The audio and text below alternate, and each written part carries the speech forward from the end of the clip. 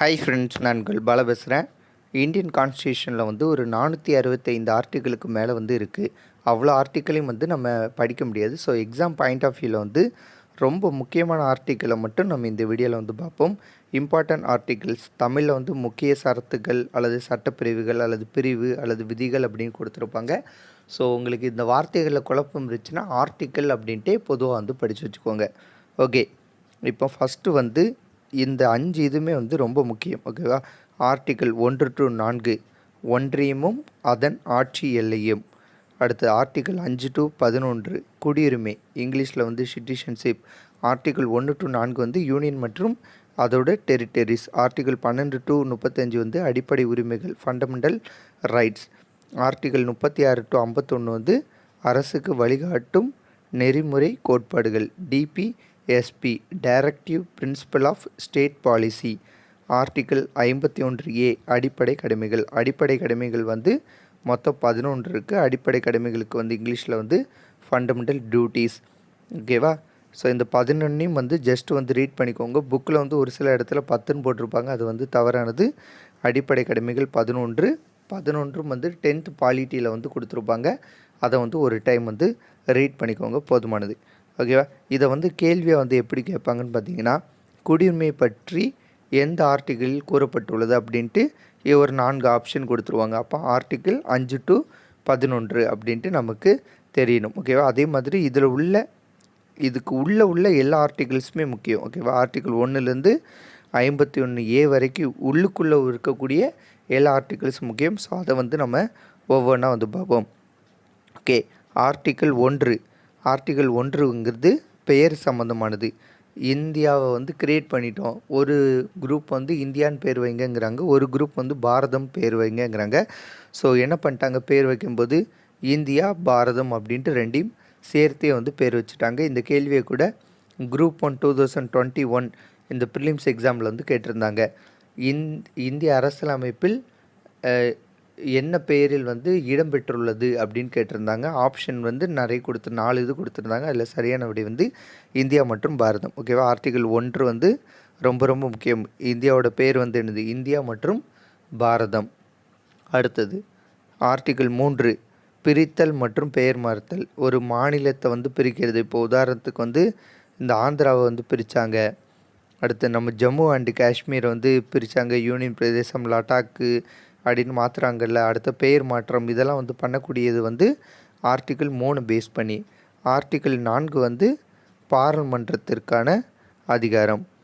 அடுத்து ஆர்டிக்கிள் 5 வந்து குடியுரிமை சிட்டிசன்ஷிப் பற்றியது. ஆர்டிக்கிள் 10 வந்து என்ஜாய் த ரைட்ஸ். ஓகே, இந்திய குடிமகனாக இருப்பவர்கள் வந்து அவங்களுக்கு கொடுக்கக்கூடிய சில உரிமைகளை வந்து அனுபவிக்கலாம். ஓகேவா? அதை பற்றி தான் வந்து கொடுத்துருக்கோம். ஸோ இந்த 5 வந்து முக்கியமானது. அடுத்தது இப்போ வந்து முக்கியமானதுக்கு வந்து போகிறோம். இந்த 2 வந்து பார்த்தாச்சு. ஆர்டிக்கிள் 1 to 4 ஒன்றியமும் அதன் ஆட்சியிலையும் பார்த்தாச்சு. ஆர்டிக்கிள் 5 to 11 குடியுரிமை இதை பற்றி பார்த்தாச்சு. அடுத்த 3வது பார்க்கும்போது அடிப்படை உரிமைகள். ஆர்டிக்கிள் 12லேருந்து 35 வரைக்கும் இங்கிலீஷில் வந்து ஃபண்டமெண்டல் ரைட்ஸ் அப்படிம்பாங்க. இது உள்ளே போகிறதுக்கு முன்னாடி ஃபஸ்ட்டு அடிப்படை உரிமைகள் வந்து 6 இருக்குது. முதல்ல வந்து 7 இருந்துச்சு.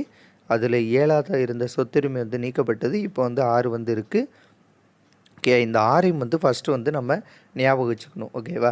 அது எப்படி ஞாபகம் வைக்கலான்னு பார்த்தீங்கன்னா, நமக்கு வந்து ஒரு 14லேருந்து ஒரு 18 வயசு. ஓகேவா? இந்த ஏஜில் வந்து நம்ம ஸ்கூல் முடித்து காலேஜுக்கு வந்து போயிருப்போம். இந்த டைமில் வந்து எப்படி இருப்போம், அங்கே உள்ள எல்லா ஸ்டூடெண்ட்டும் வந்து சமமாக இருப்பாங்க. ஓகேவா? அவங்களுக்குள்ள எந்த டிஃப்ரெண்ட்டும் இருக்காது. ஸோ சமமாக இருப்பாங்க. ஸோ ஓகே, அப்போ வந்து ஒரு 14லேருந்து 18 வயசு வரைக்கும் நம்ம எல்லோரும் வந்து சமமாக வந்து இருந்தோம் அப்படின்ட்டு ஞாபகம் வச்சுக்கோங்க. அடுத்தது 19லேருந்து 22 வயசு. ஓகேவா? இது வந்து காலேஜ் படிக்கக்கூடிய வயசு. அண்டு காலேஜ் முடித்து ஒரு வருஷம் ரொம்ப ஜாலியாக இருப்போம். ஓகேவா? இது எல்லாமே வந்து நீங்கள் இன்ஜினியரிங் படிச்சிருந்தீங்கன்னா ரொம்ப அடாப்ட் ஆகும். ஓகேவா? 21 வயசில் இன்ஜினியரிங் முடிப்போம். அடுத்த ஒரு வருஷம் ரொம்ப சுதந்திரமாக ஜாலியாக இருப்போம். ஓகேவா? நான் இன்ஜினியரிங் பாயிண்ட் ஆஃப் வியூவில் தான் நான் வந்து இந்த லைன் அப்போ வந்து சொல்கிறேன். ஸோ 14லேருந்து 18 வயசு வரைக்கும் எல்லோரும் சமமாக இருப்பாங்க. அடுத்து 19லேருந்து 22 வயசு வரைக்கும் ரொம்ப சுதந்திரமாக காலேஜில் ஆட்டம் பாட்டம் கொண்டாட்டம்னு சுதந்திரம் இருப்பாங்க. அடுத்தது 23 24 வயசில் வந்து நாட்டில் நடக்கக்கூடிய இந்த சுரண்டலுக்கு எதிராக வந்து குரல் கொடுப்பாங்க. ஓகேவா? என்ன இப்படியெல்லாம் பிரச்சனை இருக்குது அப்படின்ட்டு சுரண்டலுக்கு எதிராக வந்து குரல் கொடுப்பாங்க. சுரண்டல் அப்படின்னா வந்து அநியாயத்துக்கு எதிராக வந்து பொங்குவாங்க. அதுக்கப்புறம் வந்து இல்லை 25 வயசு ஆகும்போது அநியாயத்துக்கு எதிராகலாம் பொங்க வேண்டாம், நம்ம நிலைமையே ரொம்ப மோசமாக இருக்குது அப்படின்ட்டு சாமி கும்பிட ஆரம்பிச்சிருவாங்க. நமக்கு ஒரு நல்ல வேலை கிடைக்கணும், நமக்கு ஒரு நல்ல வேலை, ஒரு கல்யாணம் நடக்கணும் அப்படின்ட்டு சாமி கும்பிட ஆரம்பிச்சிருவாங்க. ஸோ அதான் வந்து 25 to 28 இந்த ஏஜில் வந்து சமய சார்பாயிருவாங்க. எல்லோரும் சமயத்தை நோக்கி போக ஆரம்பிச்சிருவாங்க. அடுத்தது 29, 30 வந்து அவங்களுக்குன்னு ஒரு குழந்தை பிறக்கும். அந்த குழந்தைக்கு வந்து கல்வி கொடுக்கறது, நம்மளுடைய கலாச்சாரத்தை பற்றி சொல்லிக் கொடுக்குறதுன்ட்டு போக ஆரம்பிச்சிருவாங்க. அடுத்தது 32வது வயசில், ஓகேவா, 32வது வயசில் கணவன் மனைவிக்கு இடையில் வந்து பிரச்சனை இல்லாமல் போச்சுன்னா அதுக்கப்புறம் வந்து ஈஸியாக போயிடும். 32 வயசில் கிளைமேக்ஸ் பிரச்சனை வந்துட்டுனா நீதிமன்றத்துக்கு தான் போகணும். ஓகேவா? ஸோ அந்த மாதிரி வந்து ஞாபகம் வச்சுக்கோங்க. ஸோ இதுக்கு வந்து நிறைய இது இருக்குது. எனக்கு வந்து இது வந்து பிடிக்கும். ஓகேவா? அது என்ன சொல்ல, ஒரு இன்ஜினியரிங் லைஃபு, நம்ம என் லைஃபோட ரிலேட் ஆனது இந்த ஸ்டோரி. ஸோ அதனால் வந்து சொல்கிறேன். ஸோ இதில் வந்து இதுதான் சமத்துவ உரிமை 14 to 18, சுதந்திர உரிமை 19 to 21, சுரண்டலுக்கு எதிரான உரிமை 23 to 24, சமய சார்பு உரிமை 25 to 28, கல்வி கலாச்சார உரிமை 29 to 30, அரசியலமைப்புக்கு உட்பட்டு தீர்வு காணும் உரிமை ஆர்டிகல் 32. இந்த ஆர்டிகல் 32 வந்து என்னென்னா, ஒரு தனி மனிதனோட அடிப்படை உரிமை வந்து பாதிக்கிறது அப்படின்னா வந்து இந்த ஆர்டிகல் 32 யூஸ் பண்ணி உச்சநீதிமன்றத்தில் வந்து கேஸ் வந்து போடலாம். ஓகேவா? நீதிமன்றத்தை அணுகலாம்.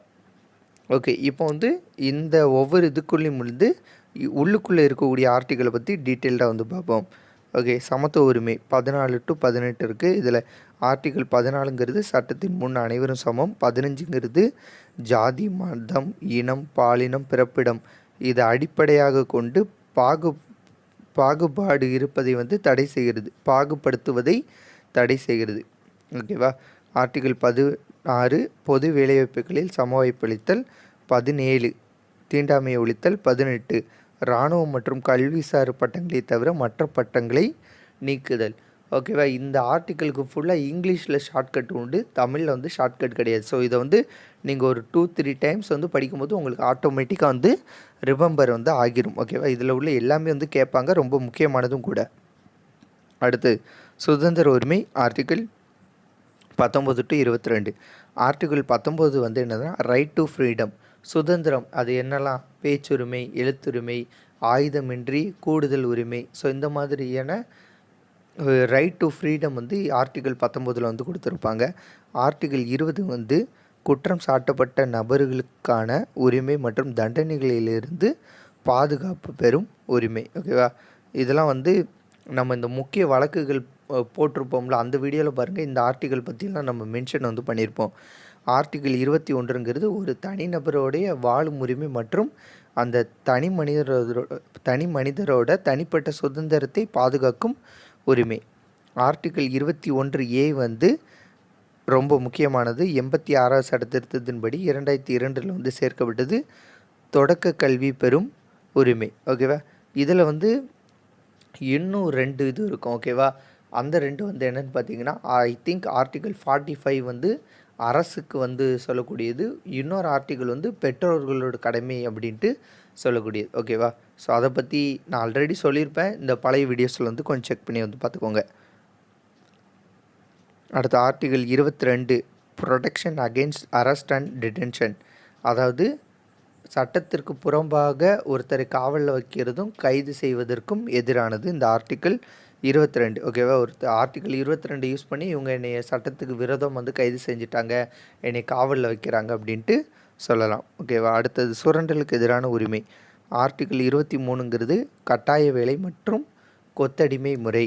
ஆர்டிகிள் 24ங்கிறது குழந்தை தொழிலாளர் முறையை தடுத்தல். ஓகே, நம்ம இப்படி செப்பரேட் ஆர்டிக்கிளை படிக்கிறோம். ஃபஸ்ட்டு ஏன் நம்ம இப்படி ஆர்டிக்கிளை படித்தோன்ட்டு உங்களுக்கு தோணலாம். ஓகேவா? இப்படியும் வந்து ஆர்டிக்கிளை கேட்பாங்க. சமத்துவ உரிமை பற்றி கூறும் ஆர்டிக்கிள் வந்து எது? 14 to 18. சுரண்டலுக்கு எதிராக கூறும் ஆர்டிக்கிள் இது எது? 23 24. ஸோ ஓகேவா? ஸோ இந்த மாதிரியும் கேட்பாங்க, இல்லைனா இன்டெப்த்தாகவும் கேட்பாங்க. அதே மாதிரி தான் ஃபஸ்ட் இதுவும். ஓகேவா? இது மாதிரியும் கேட்பாங்க. குடியுரிமை பற்றி சொல்லக்கூடியது, அடிப்படை உரிமைகள் பற்றி சொல்லக்கூடியது இதுன்ட்டும் கேட்பாங்க. அல்லது உள்ளுக்குள்ளே ஏதாட்டும் ஒரு ஆர்டிக்கிளை கொடுத்தும் கேட்பார்கள். அதான் வந்து நம்ம இப்படி ஸ்டெப் பை ஸ்டெப்பாக வந்து பார்க்குறோம். ஓகேவா? அடுத்து சமய சார்பு உரிமை இன்னும் 25 to 28. ஆர்டிகிள் 25 வந்து எந்த ஒரு சமயத்தினையும் ஏற்க, பின்பற்ற, பரப்ப உரிமை உள்ளது. ஆர்டிகிள் 26 நிர்வாகம் செய்ய, எந்த மத விவகாரங்களையும் வந்து மேனேஜ் பண்ணுகிறது, நிர்வகிக்கும் உரிமை, எந்த மதத்தையும் நிர்வகிக்கும் உரிமை உள்ளது. ஆர்டிகிள் 26ங்கிறது மதத்தை பரப்புவதற்காக எந்த விதமான டேக்ஸையும் வந்து பே பண்ண வேண்டிய அவசியம் கிடையாது. ஆர்டிகிள் 28ங்கிறது இந்த மத நிகழ்ச்சிகள், ஓகேவா, இந்த ப்ரேயர், ஓகேவா, இப்போ உதாரணத்துக்கு வந்து ஒரு கிறிஸ்டின் ஸ்கூலில் படிக்கிறாங்க, அந்த கிறிஸ்டின்ஸ் ரிலேட்டடாக ஏதாவது ப்ரேயர் இருக்கும், அந்த ப்ரேயரில் எல்லோரும் வந்து கலந்துக்கணுன்ட்டு அவசியம் வந்து கிடையாது. ஓகேவா? அதான் ஒரு ஸ்கூல், காலேஜ் அல்லது ஏதாட்டும் ஒரு இன்ஸ்டியூஷன் அங்கே நடத்தக்கூடிய மத ரிலேட்டடான விழாக்களில் வந்து அனைவரும் கலந்து கொள்ளணும்ட்டு கிடையாது. கலந்து கொள்ளாமல் இருக்கக்கூடிய உரிமையும் வந்து உள்ளது. ஓகேவா? கல்வி கலாச்சார உரிமை ஆர்டிகிள் 29 30. ஆர்டிகிள் 29ங்கிறது சிறுபான்மையினரோட எழுத்து மொழி கலாச்சார பாதுகாப்பு. ஓகேவா? சிறுபான்மையினரோட எழுத்து மொழி கலாச்சார பாதுகாப்பு 3 இதை பற்றி சொல்லுகிறேன். ஆர்டிகிள் 30ங்கிறது சிறுபான்மையினர் வந்து கல்வி நிறுவனத்தை தொடங்கி அதை நிர்வகிக்கலாம். அடுத்த ஆர்டிகிள் 31 வந்து நீக்கப்பட்டது. 1978 வந்து 44 சட்டத்திருத்தத்தின்படி அடிப்படை உரிமைகளிலிருந்து சொத்துரிமை வந்து நீக்கப்பட்டது. சொத்துரிமை தான் வந்து ஆர்டிகிள் 31 உள்ளது. அது வந்து பகுதி 12க்கு 12ல் பிரிவு 307 வந்து சட்ட உரிமையாக வந்து ஆட் பண்ணிட்டாங்க. ஓகேவா? இங்கேருந்து நீக்கி அடிப்படை உரிமையிலேருந்து சொத்துரிமை நீக்கி பகுதி 12ல் பிரிவு 307 வந்து சட்ட உரிமையாக வந்து ஆட் பண்ணிட்டாங்க. நீங்கள் பார்க்கும்போது உங்களுக்கு இந்த 2 ஆர்டிகிள் பற்றி நான் சொல்லியிருக்க மாட்டேன். அதை பற்றி இப்போ பாருங்கள். ஆர்டிகிள் 12 13 பற்றி நம்ம இந்த ஆர்டரில் வந்திருக்காது. ஆர்டிகிள் 12ங்கிறது மாநிலம் என்பது எது என்பதை வரையறை செய்தல். ஓகே, மாநிலம்னா எது, அதுக்கு வந்து அதோட எல்லை வந்து என்ன அப்படின்ட்டு வரையறை செய்கிறது. மாநிலம் எது என்பதை வரையறை செய்தல். ஓகேவா? அடுத்த ஆர்டிகிள் 13ங்கிறது அரசியல் அமைப்பால் மாநில அரசு எந்த செயல்களை கட்டுப்படுத்துகிறது. ஓகே, அரசியல் அமைப்பில் வந்து மாநில அரசின் எந்த செயல்களை வந்து கட்டுப்படுத்துகிறத பற்றி கூறப்பட்டுள்ளது. ஓகேவா? இது ஃபுல்லாக வந்து ரொம்ப இம்பார்ட்டண்டான ஆர்டிகிள். இதற்கு பிறகும் வந்து ஒரு சில இது இருக்குது, அதை பார்ப்போம். அடுத்து இதுக்கப்புறம் வந்து +89 வச்சு ஒரு சில ஆர்டிகிள், +90 வச்சு ஒரு சில ஆர்டிகிள் வரும், அதை வந்து பார்ப்போம். ஓகே, இந்த +89 போட்டிருக்கோம்ல, இது வந்து என்னென்னா மத்திய அரசுக்கு வரக்கூடிய ஆர்டிகிள் கூட +89 கூட்டணும்னா அது வந்து மாநில அரசுக்கு வந்து அப்படியே வரும். ஓகேவா? மத்திய அரசு மாநில அரசு இவங்க 2 பேருக்குமான உறவுகள் வந்து சிமிலராக தான் இருக்கும். ஓகேவா? அங்கே வந்து குடியரசுத் தலைவர், மத்திய அரசில் குடியரசுத் தலைவர், மாநில அரசில் வந்து ஆளுநர், மத்திய அரசில் வந்து பிரதமர், மாநில அரசில் வந்து முதலமைச்சர், மத்திய அரசில் வந்து அட்டார்னி ஜெனரல், மாநில அரசில் வந்து அட்வொகேட் ஜெனரல், மத்திய அரசில் வந்து உயர் நீதிமன்றம், மாநில அரசில் வந்து மத்திய அரசில் வந்து உச்சநீதிமன்றம், மாநில அரசில் வந்து உயர்நீதிமன்றம். ஓகேவா? இந்த மாதிரி வந்து நிறைய விஷயங்கள் வந்து சேமாக தான் இருக்கும். அதனால் வந்து +89 வந்து நம்ம யூஸ் பண்ணோம்னா அப்படியே வந்து மேட்ச் ஆகும். ஓகேவா? உங்களுக்கு உதாரணத்திற்கு உங்களுக்கு ஒரு ஆர்டிக்கிள் வந்து மாநில அளவில் தெரியுது, ஆனால் மத்திய இதில் தெரியலனா ஆர்டிக்கிள் 89 கழிச்சிட்டிங்கன்னா கிடைக்கும். இல்லையா, மத்திய அரசில் தெரியுது, மாநில இதில் தெரிலனா +89 கூட்டிட்டிங்கன்னா தெரிஞ்சிடும். ஓகேவா? இதுதான் சிம்பிளானது. இப்போ ஒரு சிலது வந்து பார்ப்போம். ஓகே, ஆர்டிகிள் 72ங்கிறது ஒருத்தரோட தண்டனையை குறைக்கவும் மன்னிக்கவும் குடியரசுத் தலைவருக்கு இருக்கக்கூடிய அதிகாரம். ஆர்டிகிள் 161ங்கிறது +81 கூட்டினா ஆளுநருக்கு இருக்கக்கூடிய அதிகாரம். அதே இது தான். ஓகே, இப்போ நிறைய பேருக்கு தூக்கு தண்டனை கொடுத்துருவாங்க. இப்போ நம்ம இந்த ராஜீவ்காந்தி கொலை வழக்கில் வந்து 7 பேர் விடுதலை வழக்குன்ட்டு போட்டுக்கிட்டு இருக்காங்களே, அதுக்கெல்லாம் வந்து இதுதான். ஓகேவா? குடியரசுத் தலைவருக்கு வந்து தண்டனையை குறைக்கவும், தூக்கு தண்டனை குறைக்கவும் மன்னிக்கவும் அதிகாரம் உள்ளது. ஆனால் இந்த கேஸை பொறுத்த வரைக்கும் எப்படின்னா, குடியரசுத் தலைவர் வந்து ஆளுநரை கை கட்டிடுவார். ஆளுநர் வந்து எனக்கு பவர் கிடையாது, குடியரசுத் தலைவர்ன்ட்டு கை கட்டிடுவார். ஆனால் 2 பேருக்குமே வந்து இந்த ஆர்டிக்கிள் படி பவர் உண்டு. ஆனால் அந்த கேஸ் எங்கே இருக்கிறது பொறுத்து தான். மாநில அளவில் இருந்துச்சுன்னா இவர் ஆளுநர் பார்த்துக்கிடுவார். மத்திய அளவில் இருந்துச்சுன்னா இவர் குடியரசுத் தலைவர் வந்து பார்ப்பார். ஓகே. ஸோ 72 தண்டனை குறைக்கவும் மன்னிக்கவும் அதிகாரம் உள்ளது. 72ங்கிறது குடியரசுத் தலைவர். 161 + 89 கூட்டினா ஆளுநர். ஆர்டிக்கல் 76ங்கிறது அட்டார்னி ஜென்ரலை பற்றி சொல்லியிருப்பாங்க. ஆர்டிக்கல் 165ங்கிறது அட்வொகேட் ஜென்ரல். ஓகேவா. ஆர்டிக்கல் 77ங்கிறது சென்ட்ரல் கவர்மெண்ட்டுக்கான பிஸ்னஸை பற்றி வரும். ஓகேவா. இது வந்து குடியரசுத் தலைவரோட அண்டர்டேக்கிங்கில் வந்து இருக்கும். இங்கே வந்து ஸ்டேட் கவர்மெண்ட்டோட பிஸ்னஸ்ஸு. இது வந்து ஆளுநர் கீழே வந்து இருக்கும். அடுத்த 78ங்கிறது duties of prime minister. Article 167ங்கிறது டியூட்டிஸ் ஆஃப் முதலமைச்சர். ஓகேவா. பிரதமரோட பணிகள் என்ன, முதலமைச்சரோட பணிகள் என்ன. 110ங்கிறது பண மசோதா. 199ங்கிறது ஸ்டேட் மணி பில். ஓகேவா. ரெண்டுமே சேம் தான். 89 கூட்டினா ரெண்டுமே வந்து சேம் தான். ஓகே. இதில் ஒரு 10 ஆர்டிக்கல் இருக்கா. இந்த 10 ஆர்டிக்கலும் வந்து ஒரு முக்கியமானது. இது போகையும் நிறைய ஆர்டிக்கல் உண்டு.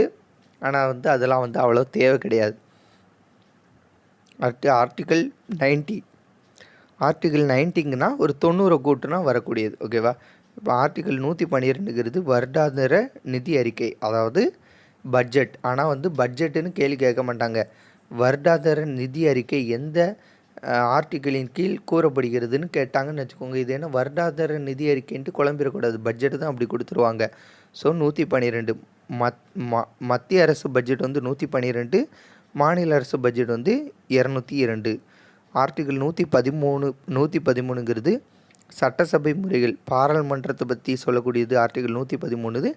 ஆர்டிக்கல் 203ங்கிறது சட்டமன்ற முறையை பற்றி சொல்லுவது. இது மாநில சட்டமன்றம், இது பாராளுமன்றம்.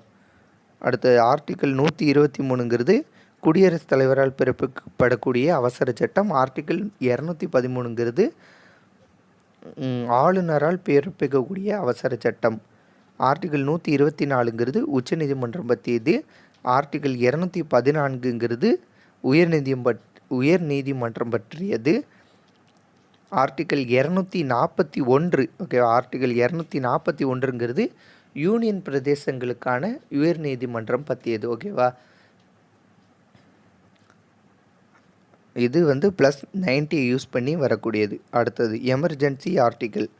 ஸோ இந்த எமர்ஜென்சி ஆர்டிக்கல் ரொம்ப முக்கியமானது. இது வந்து +4 பேஸ் பண்ணி வரும். ஓகேவா. +4 கூட்டினா இந்த ஆர்டிக்கல் வரும். 352ங்கிறது தேசிய அவசர நிலை, இந்தியா ஃபுல்லாக போடக்கூடியது. 356ங்கிறது மாநில அவசர நிலை. இது ஒரு மாநிலத்துக்கு மட்டும், ஸ்டேட்டுக்கு மட்டும் போடக்கூடியது. இது ஜனாதிபதி ஆட்சி அப்படி அமல்படுத்தப்படுகிறதும்பாங்க. பிரசிடெண்ட் ஆட்சி வந்து அமல்படுத்தப்படுகிறதும்பாங்க. 360ங்கிறது நிதி நெருக்கடி நிலை. ஓகேவா. ரொம்ப கஷ்டமான பொருளாதார நிலை வந்து ஏற்பட்டுச்சுன்னா இந்த ஆர்டிக்கல் 360 யூஸ் பண்ணி நிதி நெருக்கடி நிலை, ஃபினான்ஷியல் இது அமெண்ட்மெண்ட்டை வந்து கொண்டு வருவாங்க. எமர்ஜென்சி ஆக்டை வந்து கொண்டு வருவாங்க. ஸோ 352 நேஷ்னல், 356ங்கிறது ஸ்டேட்டு, 360ங்கிறது நிதி. இது போக ஒரு 2 முக்கியமானது உண்டு. ஆர்டிக்கல் 358 யூஸ் பண்ணி ஆர்டிக்கல் 19 வந்து ரத்து பண்ணலாம். ஓகேவா. ரைட் டு ஃப்ரீடம் இருந்துச்சுல, பேச்சுரிமை, எழுத்துரிமை, அடுத்தது ஆயுதமின்றி கூடுதல் உரிமை. ஸோ இந்த மாதிரியான உரிமைகளை வந்து கேன்சல் பண்ணிடுவாங்க. ஆர்டிக்கல் 358 யூஸ் பண்ணி இது பண்ணிடுவாங்க. இந்த ஆர்டிக்கல் 358ங்கிறது ஆர்டிக்கல் 352 எஸ்டாப்ளிஷ் பண்ணும்போது இதை கொண்டு வருவாங்க. அடுத்தது இதெல்லாம் கொண்டு வருவது யார்? குடியரசுத் தலைவர். ஓகேவா. இது எல்லாத்தையும் பண்ணுறவர் வந்து குடியரசுத் தலைவர். அடுத்த ஆர்டிக்கல் 359 யூஸ் பண்ணி இந்த அது என்னது, நம்ம எல்லா ஆர்டிக்கலையும் வந்து க்ளோஸ் பண்ணிடலாம் எக்ஸப்ட் 2021. ஓகே. 2021 தவிர மீதி எல்லாத்தையும் வந்து கேன்சல் பண்ணிடலாம். ஓகே. ஆர்டிக்கல் 20ங்கிறது இதுக்கு முன்னாடி சொல்லியிருந்தோம்ல, இருங்க ஒரு நிமிஷம் பார்ப்போம். குற்றம் சாட்ட நபருக்கானது. அடுத்தது ஒரு தனி மனிதனோட வாழும் உரிமை மற்றும் தனிப்பட்ட மனிதருக்கான சுதந்திர உரிமை பற்றி சொல்வது. அதுக்கப்புறம் ஆர்டிக்கல் 355, 365 மீறப்படும் போது ஆர்டிக்கல் 356ங்கிறது மாநில அரசுக்கு மேலே மத்திய அரசு வந்து இம்ப்ளிமெண்ட் பண்ணும். ஆர்டிக்கல் 355ங்கிறது வந்து என்னென்னு பார்த்தீங்கன்னா, கான்ஸ்டியூஷன் படி நடக்க வேண்டும். கான்ஸ்டியூஷன் மீறி ஒரு மாநில அரசு நடைபெற்றுச்சு அப்படின்னா மத்திய அரசு வந்து ஆர்டிகிள் 356 வந்து அந்த மாநில அரசு மேலே வந்து அமுல்படுத்திடுவாங்க. ஆர்டிகிள் 365 என்னென்னா சென்ட்ரல் கவர்மெண்ட் சொல்லுவது வந்து எதுவும் கேட்காம ஸ்டேட் கவர்மெண்ட் அவங்களுக்கு இஷ்டத்துக்கு செயல்பட்டால் இந்த ஆர்டிக்கிளை வந்து யூஸ் பண்ணுவதற்கான வாய்ப்பு உள்ளது. ஓகேவா? ஆனால் இதிலெல்லாம் வந்து நிறைய ரூல்ஸ் அண்ட் ரெகுலேஷன் உண்டு. ஸோ பேசிக்ஸாக வந்து பார்த்து வச்சுக்கோங்க, போதுமானது. அடுத்து சிறப்பு அந்தஸ்து. ஓகே, இந்த சிறப்பு அந்தஸ்தில் கூட ரீசெண்டாக வந்து கேள்விகள் வந்து கேட்டிருந்தாங்க. இதுக்கும் வந்து இங்கிலீஷில் தான் ஷார்ட்கட் உண்டு. தமிழில் வந்து ஒரு 2-3 டைம்ஸ் படிங்க, ஞாபகம் வந்துடும். ஆர்டிக்கிள் 370 ஜம்மு காஷ்மீர் பற்றியது, அதை இப்போ கேன்சல் பண்ணிட்டாங்க, ஸோ தேவையில்லை. 371 குஜராத் மற்றும் மகாராஷ்டிரா. 371 குஜராத் மற்றும் மகாராஷ்டிரா. 371 ஏங்கிறது நாகாலாந்து. இந்த கேள்வியை வந்து group 2 and 2A model question பேப்பரில் வந்து கேட்டிருந்தாங்க. அடுத்தது ஓகேவா, ஏ வந்து நாகாலாந்து, பி வந்து அசாம், சி வந்து மணிப்பூர், டிஇ வந்து ஆந்திரா, எஃப் வந்து சிக்கிம், ஜி வந்து மிசோரம், ஹெச் வந்து அருணாச்சல பிரதேசம், ஐ வந்து கோவா. ஓகே, இதற்கு வந்து இங்கிலீஷில் வந்து ஷார்ட்கட்லாம் உண்டு. ஸோ இங்கிலீஷ் மீடியம் ஸ்டூடெண்ட்டுக்கு வந்து யூஸ்ஃபுல்லாக இருக்கும். தமிழில் வந்து ஒரு 2-3 டைம்ஸ் பண்ணிங்க, ஞாபகம் வந்துடும். இதுக்கு வந்து தமிழில் வந்து ஷார்ட்கட் வைக்கிறது ரொம்ப கஷ்டம். எப்படி வைக்க? யாருக்காவது தமிழ் ஷார்ட்கட் தெரிஞ்சால் கீழே கமெண்ட் வந்து பண்ணுங்கள். அடுத்து ஆர்டிகிள் 249ங்கிறது மாநிலங்களவைக்கான அதிகாரம். ஓகே, மாநிலங்களவையோட அதிகாரம் வந்து என்னென்னா, எங்கள் மாநிலத்துக்கு இந்த மாதிரி ஒரு இது தேவைன்ட்டு ராஜ்யசபாவில் வந்து கொண்டு வரலாம். ஓகேவா, அதை வந்து மாநிலங்களவையின் அதிகாரம். ஆர்டிகிள் 275ங்கிறது ஒன்றியத்திலிருந்து சில மாநிலங்களுக்கு மானியம். ஓகேவா, எல்லா மாநிலத்துக்கும் ஒரே மானியம் வந்து கிடையாது. ஒவ்வொரு மாநிலத்துக்கும் வந்து அந்த சென்ட்ரல் கவர்மெண்ட்டிருந்து கொடுக்கக்கூடிய மானியம் வந்து டிஃபர் ஆகும். ஆர்டிகிள் 282ங்கிறது விருப்ப மானியம். ஓகேவா, அவங்களுக்கு கொடுக்கக்கூடிய மானியத்தை வந்து அவங்க எந்த ஃபீல்டுக்கு யூஸ் பண்ணுறாங்களோ அதுக்கு பண்ணிக்கலாம். இப்போ உதாரணத்திற்கு இதில் வாங்குவாங்க, இயற்கை டிசாஸ்டரில் உள்ள டிசாஸ்டர் மேனேஜ்மெண்ட்டுக்கு வாங்கின மணியை வந்து எஜுகேஷனில் வந்து யூஸ் பண்ணுவாங்க. ஓகேவா, ஸோ அவங்களுக்கு அந்த டைமில் எது ரொம்ப தேவையோ அதுக்கு யூஸ் பண்ணிக்கிடுவாங்க மாநில அரசு. ஆர்டிகிள் 326 வயது வந்தோருக்கான வாக்குரிமை, 18 வயது நிரம்பியோருக்கான வாக்குரிமையை அளிப்பது. ஆர்டிகிள் 326. ஆர்டிகிள் 324ங்கிறது தேர்தல் ஆணையம் பற்றியது. ஆர்டிகிள் 368ங்கிறது சட்ட திருத்தம் மேற்கொள்வதற்காக சட்ட திருத்தம் நம்ம இப்போ அமெண்ட்மெண்ட் கொண்டு வரணும்னா ஆர்டிகிள் 368 யூஸ் பண்ணி தான் வந்து கொண்டு வர முடியும். அடுத்து ஆர்டிகிள் 280ங்கிறது நிதிக்குழு சம்மந்தமானது. ஆர்டிகிள் 308 to 314 வரைக்கும் வந்து all India service, IAS, IPS, IFS பற்றி கூறுவது. ஆர்டிகிள் 315ங்கிறது யூனியன் அல்லது மாநிலம் இவங்க வந்து வச்சுருக்கக்கூடிய அந்த பப்ளிக் சர்வீஸ் கமிஷன். ஓகேவா, நம்ம டிஎன்பிஎஸ்சி ஆணையம் இருக்குல்ல, இதை பற்றி கூறுவது. ஸோ ஆர்டிகிள் 315ங்கிறது யூனியன் அல்லது மாநிலம் வந்து வைத்திருக்கக்கூடிய பப்ளிக் சர்வீஸ் கமிஷன் பற்றி கூறப்படுது. ஓகேவா, ஸோ இது எல்லாத்தையும் பார்த்துக்கோங்க. இதில் வந்து உங்களுக்கு வந்து இந்த இது வந்து கொஞ்சம் இதாக இருக்கும். இதில் இருந்தும் கேள்விகள் வந்து கேட்கலாம். Group 2 and 2A model question பேப்பரில் வந்து கேட்டிருக்காங்க. ஸோ வந்து நல்லா வந்து படிச்சுக்கோங்க. தேங்க்யூ. வேறு ஒரு வீடியோன்னு சந்திப்போம். பை.